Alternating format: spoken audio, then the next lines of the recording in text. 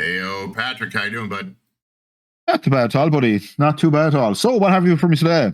So, Ayaan Hirsi Ali was doing a Q&A at the University of Austin, dealing with some anti-Semitic things, and based on her past and her background, and being exceptionally well-spoken. I figured we'd cover this because some of her responses are key. I'm going to try and avoid doing what some of our compatriots in the YouTube space are doing, where they say, hey, look at this. You watch the video, then they say a couple of words. I think in the immediate, during what she is saying, there's going to be some requirement for some discussion. Yes, so, exactly. Yeah, that format does kind of bother me, but hopefully we can put something here that is a little more complete and gives a little background on some of the things that she is saying. And also, go ahead. Also, she's what people don't understand, she's actually a Somalian immigrant, really well-spoken young lady who survived massacres in her own country from Islamic extremists. So you have to understand that's her background as well. I think we can put a link to her page and some of the things that she stands for and why she stands for them. Yes. Having suffered at the hands of some of the people of which she speaks. So she speaks not only from an educated point of view, but from personal experience of the most horrific variety. Yes. So gives her a perspective others just will not have. So this is going to be in this interview or Q&A at the University of Austin. It's going to be question number 6, and we'll go over a couple other questions. Yeah, I'll put a video link and all down so Absolutely. people can see the whole lot. Here we go.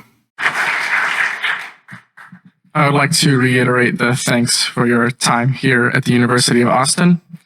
What I wanted to ask you was, you speak of Islamophobia and classes like Black Studies as phony ideological things, but I was curious as to what makes them different. What makes white supremacy different, or like Islamophobia so different from antisemitism, as there, we did import many African slaves that died in the millions, and so did South American countries even more so. We did force Native Americans on forced marches and genocide. There are Muslims being massacred in China today.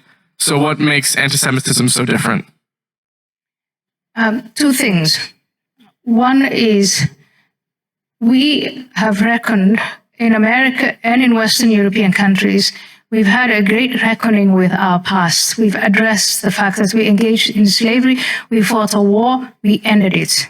We had segregation, we had another major fight, we ended it. We had the civil rights movement.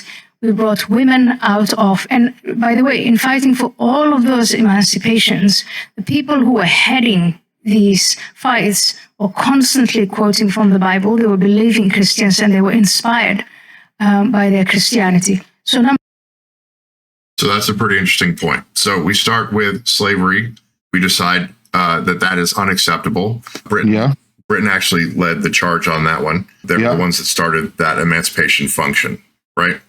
And it was a great, as she said, it was a great reckoning of the time where fellow Christians, no matter what form of the Bible we followed, realized this is a bad practice. This is inhumane practice. As she said, the great reckoning for her own conscience even. Right. So it's non-denominational. It's Christians decided that this was a bad thing. And in Britain, they decided we're going to spearhead this. In the United States, we had a war and the peculiar institution of the South was put down. And that's a positive thing. That's a good thing that we did that there were bad things happening and we attempt to rectify them. That's a good thing. It shows moral and ethical growth. We had an issue with segregation. We then generated the Civil Rights Act. And in 1964, in the United States, we attempted to, as best we could, level the playing field and remove those barriers and things from society. That is a great reckoning. That's a good thing. And to look back and say, well, at some point there was something that was bad, even though we fought to rectify the situation, we are still inherently or intrinsically bad, is not the appropriate response. The appropriate response is we have advanced morally and ethically, and we are now better as a people for having done so. Right? And the failure to recognize that is an issue. I think the problem with an awful lot of people in the West, especially, they have this moral burden on their shoulders all the time of, we did all these evil things in our past, so we should pay forever and a day for those evil things that we did a century or more ago. But how long do we have to realize that We made mistakes, but we've learned from them. Right. What you're saying at that point is there is no possibility of moral, ethical growth, and you are always wrong for having been wrong in the past as a group of people with characteristics that are unmutable that you as an individual cannot change. I cannot accept if you do something bad, I don't then accept the burden of your wrongdoing. Right? I can't. Yeah.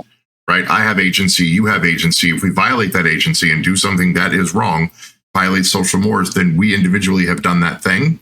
That is on that individual to bear.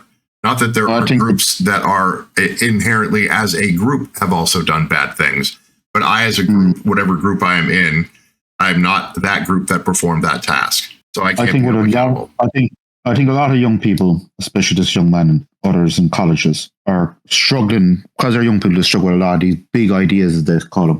There's anti-Semitism and homophobia and so on. I would say a lot of debate around at the moment is a lot of these, the more evil nature of ourselves is coming out in the last couple of years. And I think that's what young people are kind of struggling with.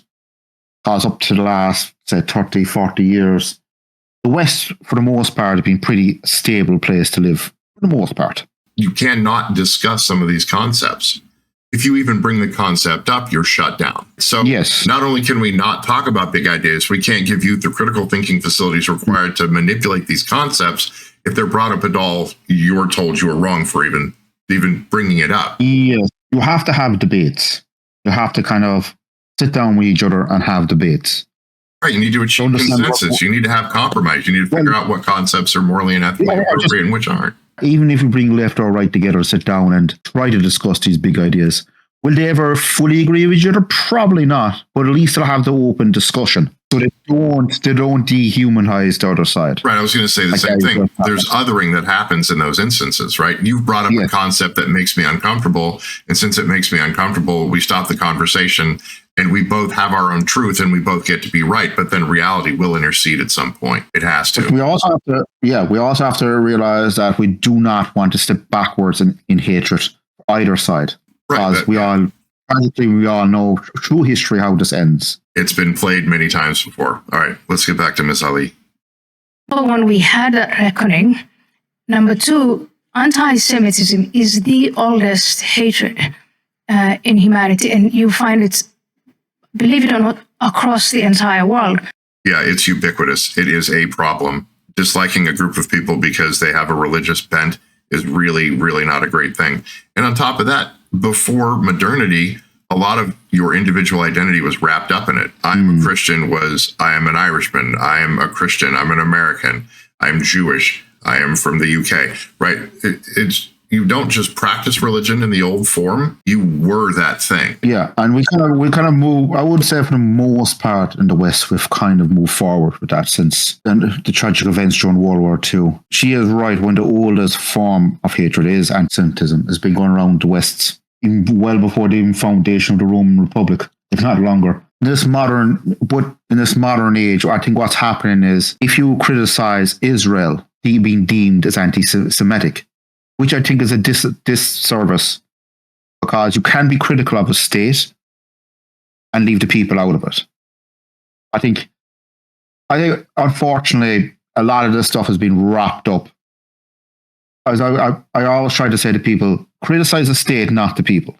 Right. The state of Israel is a state. It happens to be the only Jewish state in the world, which is why I think that conflating happens.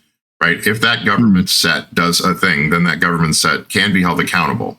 But disliking or hating someone because they are Jewish, Mizrahi, Sephardic, Ashkenazi, it doesn't matter. Yeah. Right. That is the religion that they are practicing. That is a part of their identity. To hate that part of their identity individually seems to be disgusting on its face. Right. But if the state of Israel commits what is functionally a ethically or morally busted decision, then they can and should be called out for that, whatever that thing might be. But it's gone way overboard in the UN. What made the West different after they nearly exterminated their Jews was to have that honest look in the mirror and reckon with what they did. And then those campaigns to end it. Islamophobia is a made-up word. It's made up by a political movement that wants to exploit and capitalize on white guilt to achieve its end goal, which is the revival of the caliphate and the So it's super important that you recognize the distinction. If someone performs an act that is outside of what is acceptable socially, you can call them out for that, right? Yeah. So if you have an issue or a problem with how something functions and you discuss it, that is different than saying, I fear a thing, right? That's why it's become a phobia or a stated phobia. It's not a phobia. When there is a book that says you should do bad things, then the bad things should not be done, and that should be called out, right? I understand that. And she is right when she talks about the caliphate there. There's a lot of, especially young Muslims, a lot of angry young Muslims are calling for a caliphate in the last, nearly 50 plus years at this stage. Right. Well, I think you need to explain what the caliphate would functionally be, what it is, and then what functionally happens if they achieve a caliphate. That's important. Yes, I understand. Yeah, because I think a lot of people most people would understand what a caliphate is, but they don't understand that it's actually it's where Islam itself came from. Is the best word to describe it. It's where from the 9th century all the way up to the 12th century, it's where they went from what we know as the border of Turkey, all the way through North Africa, right through Spain, and right into the middle of France, as we know of France now, that time. That was a massive caliphate to unite all the tribes under Islam and so on. That's where the word caliphate comes from. Great, basically, I can't really use the word slaughter, but a great uniting of people under the one banner. Right. So the Sunni, the Shiite, and all other forms of Muslim, those who observe the Hadith, those who do not observe the Hadith, just the Quran or whatever, they're attempting to get all of them under a single banner, right? Yes, that's what the caliphate would do. It would be a religious leader that unifies them. Yeah, and it worked well for them for a couple of centuries. As I said, they took over ways of what we know as all the way through the Middle East. They swept that up pretty quick. Right, as we know, most are modern Spain, except for a small bit up the north, straight through the mountains. And they were only stopped by an alliance in France at the time, just everyone realizing, wait a minute, these guys are going to absolutely wipe us out. Right, and all the territories that they have taken in the past, they consider to be the territories of Islam. And any place where they haven't taken it is the war. Right. That is specifically how that is laid out. If it is formally been controlled by Muslims, then it is our land. And then any space beyond that is the war for the land that we will take. Right. That's why that functions dangerous. Under the tenets of Islam. Well, Book of Swords, there's a couple of other books that came out around the same time. Any religious Islamic leader can call a caliphate against a people or a country or so on. So it doesn't have to be former territory. It could be new territory. It could be, I'm going to call a caliphate against California or whatever. If you know what I mean, I think that people have to realize that as well.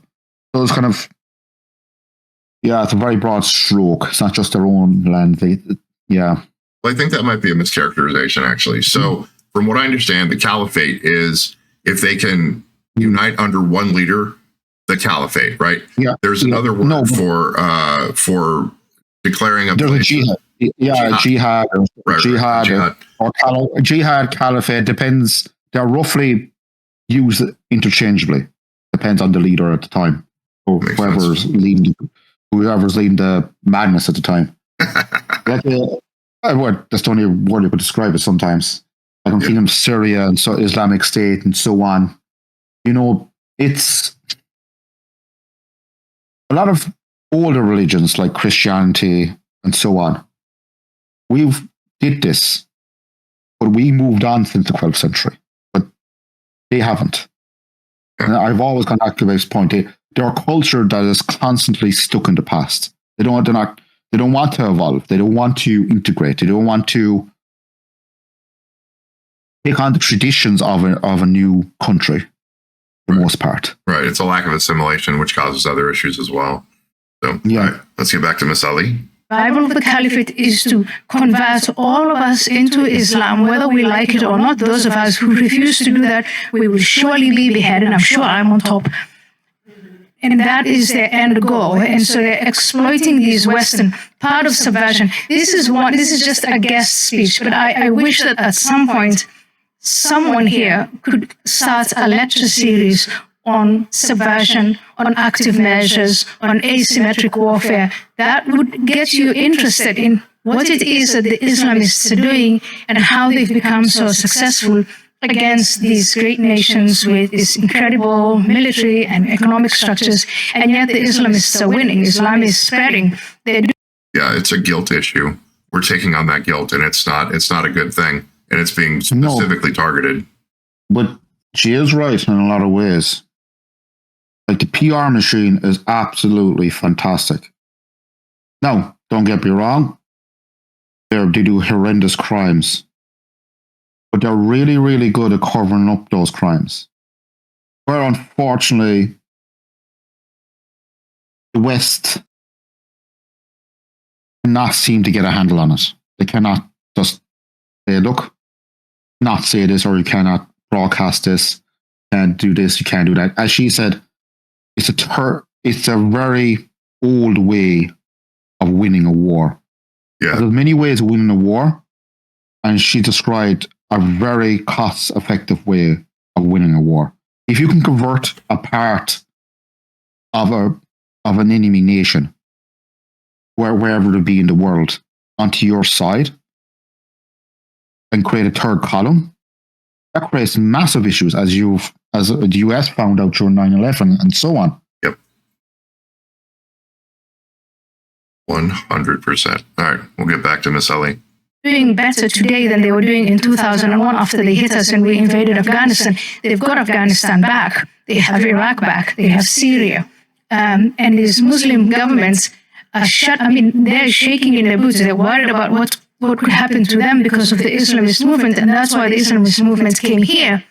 And they're exploiting principles like freedom of speech, freedom of religion, freedom. Right. There's freedom of speech until you say something that they don't like. When you say the thing that they don't like, then they scream and holler. They say, you can't say that. You can't do that. Then you say, but we have free speech or freedom of expression. I can say these things, right? You cannot use your faith to hold me accountable when I'm in a space where I have the ability to speak about it. Again, trying to suppress or tamp down free speech, which is, we're seeing it all over the place. Yeah, free speech is a very important principle in most Western countries. Very important principle. What's the number one most important thing? If you can't manipulate concepts, then you can't do anything with them, right? If you can't say, oh, you're wrong. But unfortunately, where we were seeing it across the West, and not just in the United States, or we're seeing all across Europe, where you see a dampening down of free speech, where they're trying to shut everyone's ability to speak down. Right. Well, it becomes cancel culture, right? But it becomes from a faith-based position. That's very, very dangerous. It's a very slippery slope. And we should have learned the lessons in the last century, especially, not to shut down free speech. You might not agree with the person, but at least let them have their say, no matter who it is. 100%. That is absolutely correct. Because once we can get concepts out there, manipulate them, we can come to consensus. We can make a compromise that is as good as we can make it for the most possible people, right? Yes. And that's what a healthy Western culture is supposed to look like. All right, here we go. Exactly. Of association and so on. And of course, these progressive movements that we have here, we've got to understand that, and we've got to become really creative in finding a way of preserving our principles. I don't want to give up on the freedom of speech. But on the other hand, on beating the Islamists at their game. Is there room for compromise between principles?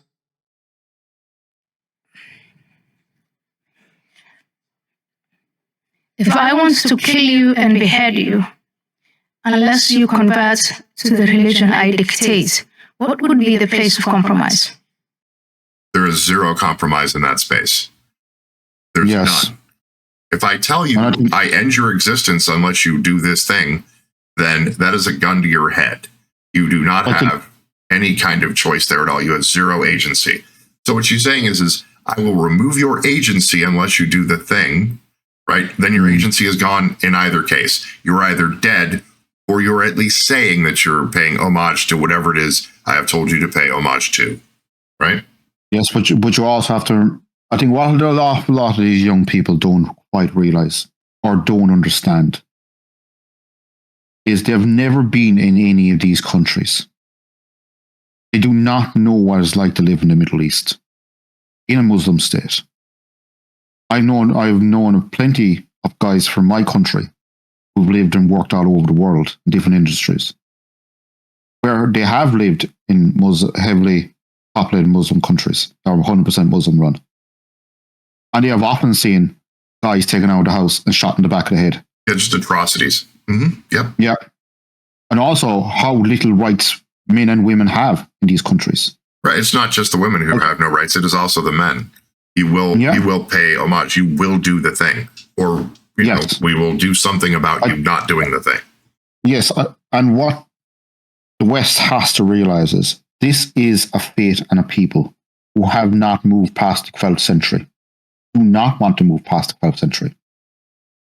Because if they start going into the modern era, most Muslims will wake up and say, wait a minute, I don't really agree with not having rights. That's what they're fighting for, is to preserve a very old, bitter religion, or a bitter form of their religion. Because I've met modern thinkers in Islam, modern young people, who don't wear the hijab or anything like that, but they still practice their faith as such. But they're very few and far between, if I was being honest. From your experience there. Okay, that makes sense. I don't like the removal of agency and the consequence being death, right? That totally violates free speech and any moral or ethical standing that the Western culture has developed to this point. But by the way, we cannot just focus on the other targets. We also have to look at the likes of China, where there's people being slaughtered there because of their religion, or right, the Uyghurs, yeah, or any form of religion, pretty much. We also have to look at other Saudi Arabia, who pretty much have modern slavery and so on. So, Islam has its problems, but we also have to realize that a lot of other countries have problems as well when it comes to religion in general. Sure. I feel that. All right, let's let her. I think she's going to button this one up here.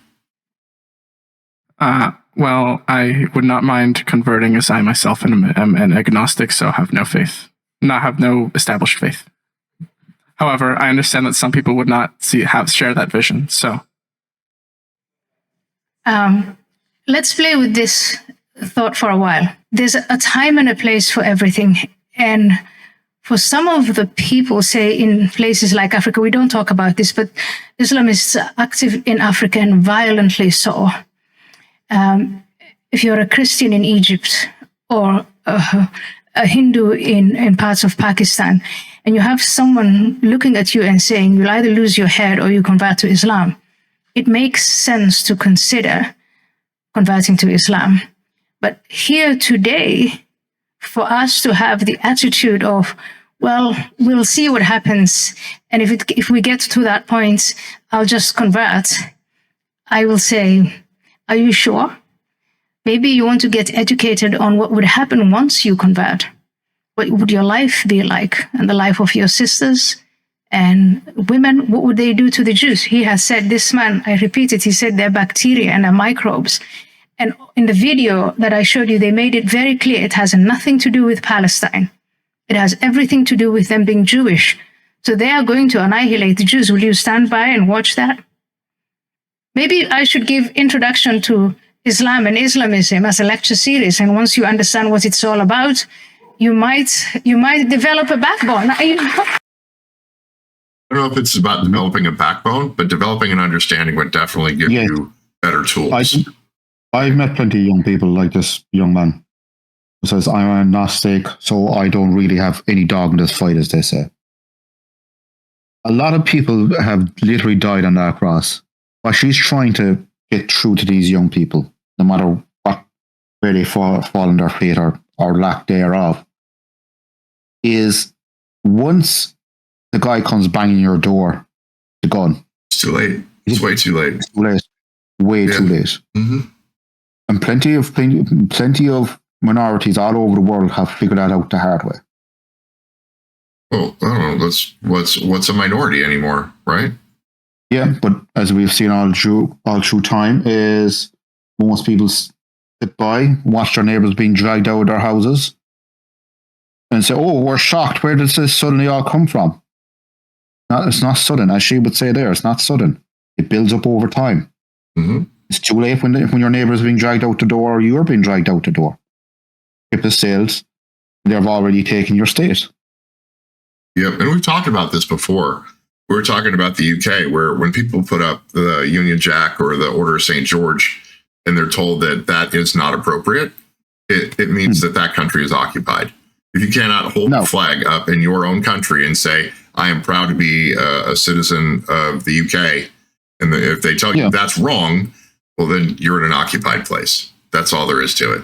Right? Well, I've seen that debate even in my own country about hanging up the flags. And I'm a great believer. Look, whatever flag you want to pick up ever, that's your own. Are we live in a free, independent country, or we don't? Right. From Ireland's point of view. Right. You can either put up the tricolor or you can't. Or not. Yeah. Right. And then if you can, good. If you can't, that's a problem. That's a big problem. As I said, one guy, we had a bit of an argument, as I said, down in a local pub. Probably not the best look, but anyway. Gotta get your Guinness there, bud. Actually, I was funny enough the same day I was drinking 0-0. That's the sad thing about it. But I drove in to meet up with a few buddies of mine, and we're sitting down, and there was something on the news about Dublin Corporation taking down flags. And one old boy said, "Oh, that's right, you should take down the flags." I said, "Wait a minute." I said, "It took us over 500 years to put our flag up anywhere we want it. It took us over 500 years of hard fought to get our flag." I said, let the flags up. "Oh, you're one of them." I said, "I'm not one of anything. We have a right. We live in an independent country. And that's the important thing. You should have a right in your independent country. Or if you live in any democracy, to fly whatever flag you want, especially your own country's flag." So I think the issue they're coming to here is that they believe that there is some flag that indicates a kind of hate that they find unacceptable, right? Well, obviously there is certain flags that, let's face it, no one will agree with flying anymore since the 1930s. But right. Well, what I'm talking about is, like in the United States, you should have the right to put up your own flag anywhere you want. Right. And if I'm of Irish descent and I want to put up a flag that is the tricolor, I should be able to put it up. Yeah. Exactly. I got some neighbors from Fiji. They got a Fiji flag up. That's totally cool. Exactly. I'm all right with that. It doesn't bother me. But if they put up one of those flags, right? The special symbol, people would revolt, and I believe probably rightly so, because that flag is understood to represent a certain kind of behavior. Let's get back to her point. She is right, especially to young people. Educate yourselves. Whatever religion you want or don't want, but at least educate yourself on the basic principles of the faith you don't believe in. Right. Well, and then look forward to where these people come from. But also how it affects culturally looking forward, right? You can look at countries that are run in certain ways, and you can see that they are failed states. If a country that chooses this as a failed state, it's a religion. If the religion is the one that is pushing it, if it's a theological state, a theocracy, that could be a problem. If you see that every theocracy in the world is run badly, or certain kinds of theocracies, when they attempt to run, they run badly, then you should be able to surmise, hey, this might not be the best thing so much individually for me, but for a group to do this and to choose to run a state in this way. But at the end of the day, any state that's 100% religious run, all through history, by the way, has not worked out well. Nope. I'm not even talking about the modern era and just talking in general. Through all through history. All they have to do is just open up a history book and read. Yep. Any state, as I've said, democracy is the best of a bad lot. at the moment, Pretty much. or in this particular form of government, is the best out of bad lot. We've tried them all through history. We've tried everything. I'm You kind, name of, a it, fan, we've tried it. I'm kind of a fan of a constitutional republic myself. Yeah, and that worked quite well, and it's worked well for the last couple of 100 years, and for the most part in a lot of countries. Right, and we'll see how And the great experiment works. Yeah, I know, as I said, but we've tried all different other forms of government, and this is the best out of a bad lot. And guess what? It kind of works. And kind of is about the best you're going to get with human folks, right? Yes, exactly. All right, you got anything else for him, Patrick? No, that's my 2 cents. Oh, you put out $1.380 on that one, man. You put in a couple euros. Appreciate it. So, all right, for Patrick McCallum, I am Alex Johansson. Like, ring the bell, subscribe, and help us beat the algorithm. We are out.